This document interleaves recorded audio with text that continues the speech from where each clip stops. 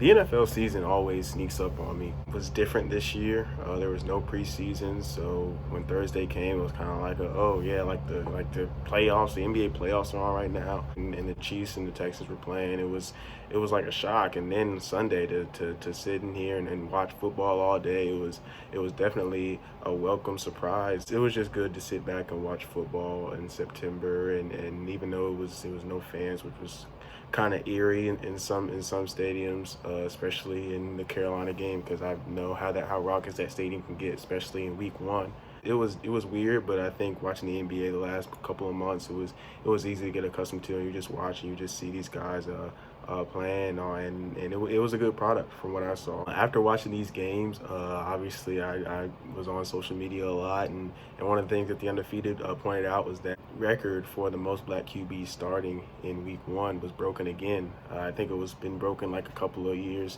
back and a couple of years straight, but it was 10 10 black QBs starting in Week 1, which is a great achievement. Russell Wilson, Patrick Mahomes, Lamar Jackson, Cam Newton, Dwayne Haskins, Tyrod Taylor, Kyler Murray, Teddy Bridgewater, Deshaun Watson, and Dak Prescott. A whole bunch of really quality quarterback play out of those guys, as well as everybody else playing, all the other quarterbacks, all the other positions, all the other coaches. And it was just a great thing to see. As I looked on social media, obviously you have comments and stuff, and people under those comments, just I don't know why it's coming up, and there people have a problem with that stat being shown now. Why does race matter? And they're just good QBs. Why can't we just say that they're 10 good QBs? Like, it doesn't really matter if they're black or not. Why does it matter? We're not going to get past, move forward in this unity thing. Why do we have to make this distinction? Here, the people that feel that way. I mean, there's a lot of people there, a lot of black people that feel that way, and to an extent, I kind of feel that way in some aspects as well. But I think to totally write off the significance of that is I think it's ignorant, and I think it's just missing the whole point.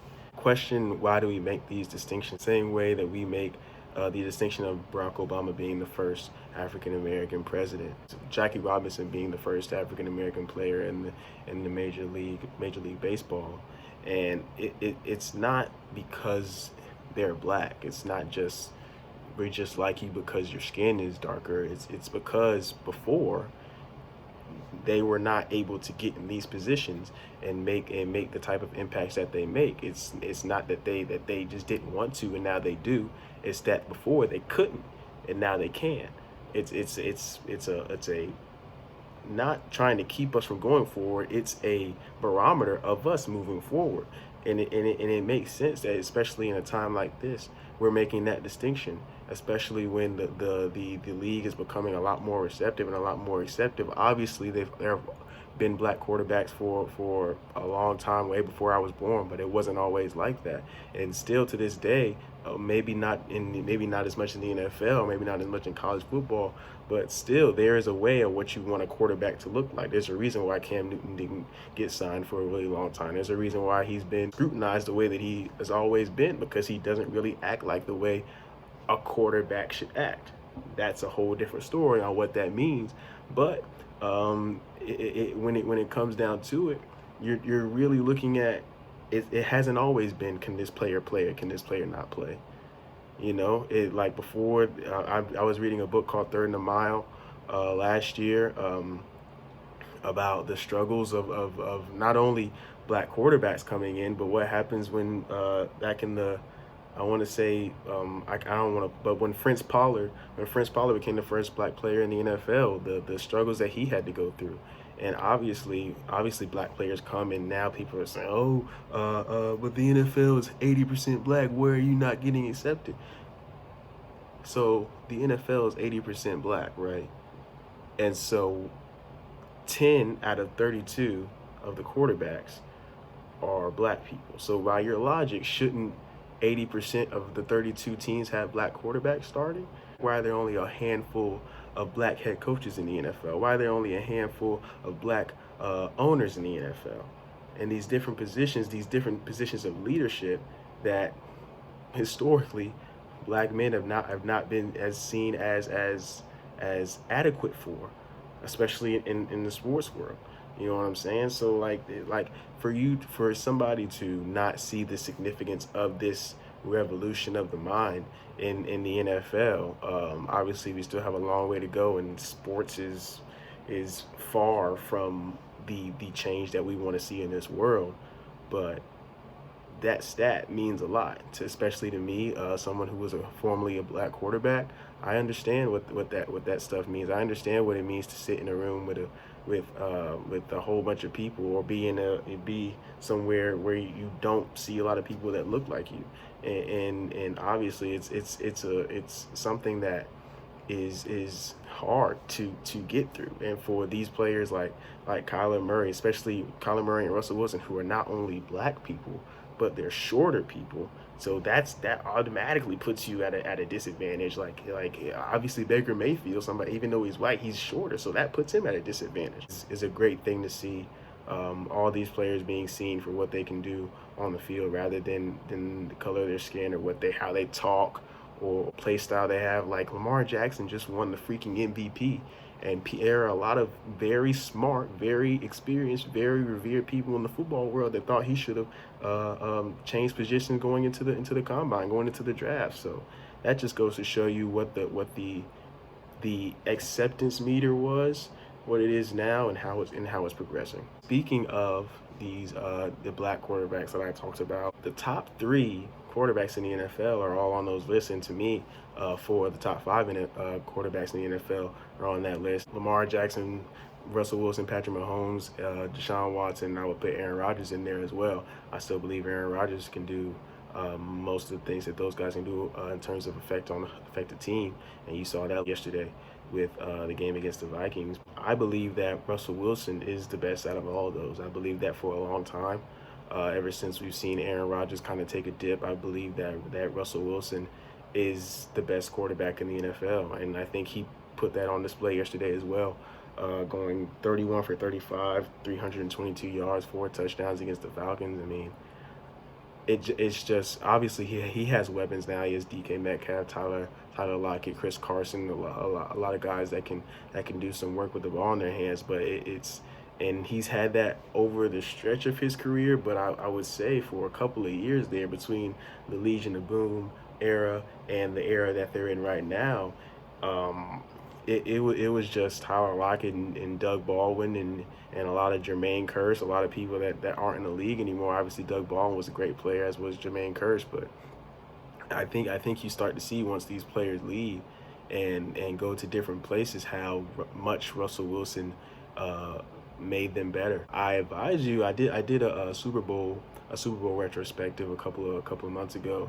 I advise you to go back and watch Super Bowl 49 with the Seahawks and the Patriots, and just see not how dazzling, how many yards he threw for, how many touchdowns he threw, but just how much of a player Russell Wilson is. And I think that gets lost a lot when we see, especially gaudy numbers like this and these come from behind wins. But Russell Wilson is a freaking football player. Like, as far as manipulating, as far as making people miss in the open field, as far as reading the defense, especially being a shorter guy. Russell Wilson, through all the fire that he's been through, all the revolving door at running back, the revolving door at offensive line, for him and Pete Carroll to go this long. I think only 1 year they missed the playoffs, and I'm pretty sure they had a winning record.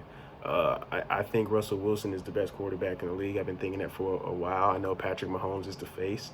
I know that he's extremely talented as far as throwing the ball, as far as making crazy plays. He's obviously the Super Bowl MVP right now. I would go as far as to say that Russell Wilson is, in terms of totality of being talented as a football player, I think Russell Wilson is just as talented as Patrick Mahomes is. I know that probably won't sit right with too many people, but as far as being able to run with the ball, as far as being able to pass the ball, and something that Russell Wilson has over Patrick Mahomes is experience. He's been in the league for almost a decade. I don't think Patrick Mahomes has reached his peak yet. I think talent-wise, he's just about as good as anybody has ever been. But as far as the mentality, and as far as experience, as far as knowing how to read defenses in different situations and against different players, when maybe Tyreek Hill is hurt or maybe Travis Kelce can't go, or maybe when Andy Reid retires. Like like you got these things that there are questions for Patrick Mahomes right now, and obviously it's not really like, oh, can you do it? But he just hasn't had the chance to. He's only been in the league for, I think this is his 4th year. I think Russell Wilson just puts himself over him and Lamar Jackson and Deshaun Watson, and even over somebody like Aaron Rodgers. Aaron Rodgers has declined a little bit for Russell Wilson to leapfrog him in that category, and I just think Russell Wilson as a leader, as a thrower of the football, and just as a field general, without being a game manager, I think that puts him above everybody else in the league right now. During the game, the Clippers and Nuggets game came on at 1 Eastern yesterday, which was probably the worst decision that ABC could have made, because I'm sure the ratings weren't very good. Everything I've heard is that people were watching football during that time. Goes to show you how much they believe Kawhi Leonard brings viewership. But anyway, the Clippers lost Game 6 to the Nuggets after being up 3-1. This Game 7 is tomorrow. This is my thing with the Clippers. I mean, when they made all their moves, when they signed Kawhi, traded for Paul George, I was like, oh, okay. The Clippers have Kawhi Leonard and Paul George now. They should be better than they were last year. They shouldn't get beat in the first round this year. And everybody acted like it was like Kevin Durant to the Warriors or LeBron James to the Heat. That I instantly put them as the favorites. Like that instantly made them invincible to any type of scrutiny throughout the regular season, because they were going to low manage, and it doesn't matter what happens in the regular season. It doesn't even, obviously now, doesn't even matter what happens in Game 6 of the playoffs, because they're just going to win the championship, because Kawhi Leonard and Paul George are there, and Doc Rivers, who hasn't been to a conference final since the Obama administration, who hasn't been to the conference final since I was 11 years old, hasn't been to the conference final since before LeBron James won his first championship, is supposed to just be Pat Riley now. And all these great players that have all been to the finals every year, like Patrick Beverly and Montrezl Harrell and Landry Shamet. Like, my thing is, the Clippers are a great team on paper, but it feels like the Warriors last year. Everybody knew the Warriors were going to win the championship, and now everybody's like, oh yeah, the Clippers are going to win the championship. How? For what? They're the Clippers. Like, they're not the Warriors. They didn't win 73 games last year. They're not the Heat. They haven't. Their best player isn't a Finals MVP. Well, I'm talking about before Kawhi Leonard got there. Like, their second player isn't a Finals MVP. The Heat were, when LeBron James got there, their second best player was a Final MVP and one of the 3 best shooting guards of all time. The Warriors got Kevin Durant. Their second best player was Stephen freaking Curry. You know what I'm saying? When the Clippers signed Kawhi Leonard, their second best player was Paul George, who is a great player, I think an underrated player, but he hasn't been to the conference finals since LeBron James was I think it was his last year in Miami in 2014. You know, and so, like, I just think that the benefit of the doubt that everybody has given the Clippers throughout all this load management stuff, throughout all these playoffs, it's just mind-boggling to me, because I also think that this point is interesting to make. Between the Clippers and the Lakers, the two teams that are been bound for each other the whole year, who had the easier route to the conference championship? Because going in, I would have said, if you would have told me that the Lakers play the Blazers first and Damian Lillard, and the Rockets second with Russell Westbrook and James Harden, and the Clippers play Luka Doncic and Kristaps Porzingis and the Dallas Mavericks, and then they play Jamal Murray and Nikola Jokic and the Nuggets, I would say, oh, the Clippers are playing some good teams, but playing some good players, but the Lakers they're in some dogfights. They're in some 6-7 game series. It's been flipped. The Lakers have gone two straight series, losing game 1 and then sweeping the rest of the series. And the Clippers have been the ones that have been struggling with these very young. The Dallas Mavericks hadn't made the playoffs in a long time. They were struggling with them, even though Kristaps Porzingis got hurt. And if Kristaps Porzingis doesn't get ejected in Game 1 on some bull crap, and doesn't get hurt in Game 3, Game 2, like they may not win it. They may not win it 6. The Dallas Mavericks may have somehow beat them. They almost did, and Luka went absolutely ballistic in that series. And now, up 3-1 against the Nuggets, who have made a living of coming back from 3-1 deficits and being in Game 7s and performing well in them, are now have the Clippers back against the wall. Nikola Jokic and Jamal Murray are getting off on this vaunted defensive bulldog defense that's spearheaded by Doc Rivers and Kawhi Leonard. Meanwhile, the Lakers, who were playing the quote unquote best ace seed ever, and Damian Lillard and the Blazers, gentlemen swept them. Great team. Dame got hurt in the middle of the second to last game when the Lakers were up by 30. Cool. And then they're playing the Rockets. The Rockets have a whole bunch of like 6'3" and under players, or 6'5" and under players on their team. They're doing small ball. The Lakers aren't going to be able to do nothing. It's gentleman's sweep with 2 MVPs on the squad. Gentleman's sweep. Like, I just don't understand why. I'm not saying the Clippers suck. I'm not saying if they win Game 7 that the Lakers won't struggle with them. I'm saying that why were they the preemptive favorites to win this championship when they have nothing to show for it? Just because Kawhi beat the Warriors last year, who almost beat them if Klay doesn't get hurt, doesn't tear his ACL after having 30 in the first 3 quarters of Game 6, and Kevin Durant tore his Achilles. Just because Kawhi wins that championship in Toronto and then makes this switch to Los Angeles, he's supposed to just be like Michael Jordan now. He's supposed to be able to take these players who have never sniffed the finals straight there, no problem, no questions asked, just beat LeBron James and Anthony Davis. No, that's not even a question. I find that hard to believe. I find that hard to believe. When they were never the Heatles, they were never the Warriors. They're the Clippers.